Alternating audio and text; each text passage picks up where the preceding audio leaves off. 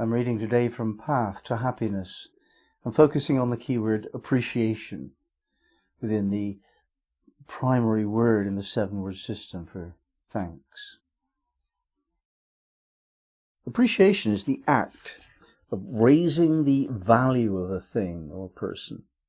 It is very exceptional indeed for anyone to lack the capacity to feel and show appreciation for things. Possessions, performances, social groups, music, nature and animals are some obvious examples. It is a greater achievement and entirely normal for us to feel and show appreciation for people. Saying thank you is an art. Whom we appreciate speaks volumes about who we are. So does how we show it. If we notice whom we appreciate and how we show it, then we can learn what is of greatest value to us. It may be useful to remark upon the opposite principle, depreciation, and how its relationship exists to the idea of deprecation. Putting someone down has the reverse outcome to what is usually intended, and the accuser inevitably suffers in the end. This is because we get back what we give out. In fact, if we notice that someone is speaking negatively about another, we are wise to be rather objective. Such comments probably say more about the accuser than the accused. Whatever we say contributes to the life we are building, so we are advised to speak only positively, in the knowledge that any negativity will rebound upon us sooner or later. In order to refine our knowledge of what appreciation really is, we need to draw a distinction between two quite different things: the bubbling up of lovely sense of giving that spontaneously pours out towards a person, and the strategy of exchange. We can acknowledge that a parent funds their children's education and that a man offers flowers and compliments to a pretty woman. An interesting question is this: would the child still get the money if they wanted to study rock music instead of a proper profession? Would the woman still get her flowers if the man had no desire for sex? In other words, are they showing appreciation for the person as such, or their usefulness in fulfilling our own agenda? It may be that the parents value social respectability more than their child's creativity, and that the man puts greater value on sex appeal than personality and friendship. In such cases, these gestures are not being extended to people at all. They are being given in support of generalized qualities such as sex appeal and compliance with family reputation. There are social conventions to instruct us how and when to show our appreciation. Examples include applause from the audience, presents at Christmas, the graduation ceremony and the wedding party.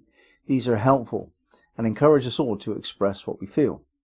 There is a danger, however, that we express what we are told to feel, whether or not we are actually feeling it. This renders the gesture empty and insincere, and clouds our ability to know what we do actually feel. It can slowly rob us not only of our authentic expression, but even our capacity effectively to feel genuine appreciation. This is not only a theoretical danger for the sad minority. A lot of people have in fact lost the awareness of the heart as that center which registers love. They may think love and they may behave love, but actually they don't feel it. The child will accept the money and the woman will accept the flowers because that is what they are offered. But if given falsely in the name of love, when the true intention is exchange, then there will likely be resentment and disdain created, not goodwill. The outer gestures are symbolic. They convey the implication of care, a heart feeling. And so to show appreciation in its fullest reach, there must be heart resonance, empathy, and its sincerity. Within this is the willingness to open up to a greater degree of emotional intimacy, implying greater willingness to respond to the other's needs. Many adults carry negative emotions that arose in early childhood because they were not adequately and accurately appreciated for who they truly were. These needy emotions are triggered unconsciously when they receive gestures later in life. If we offer flattery simply to fulfill our own agendas, then we are using their neediness to our advantage. This is better avoided. Better for them, better for us, And since it never leads to the wholesome outcome, better for everyone. In contrast to flattery or predetermined social requirements, a more natural behavior would be to express what you feel in the moment you are feeling it. A smile, a touch, a gasp of pleasure, or any real expression of spontaneous joy is worth more than an expensive piece of contractual love tax. In the first case, both participants are raised up. In the second, there is measurement and the strong risk of cynicism.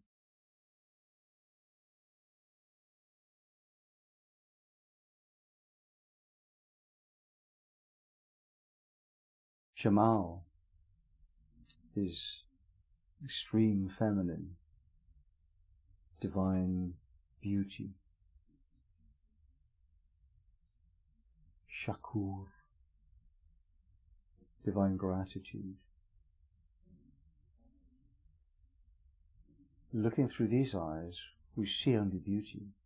We see the joy in life because we become very receptive to it. We embody this divine feminine principle and we just respond to it all without agenda. And that response is gratitude, appreciation, living with an attitude of gratitude.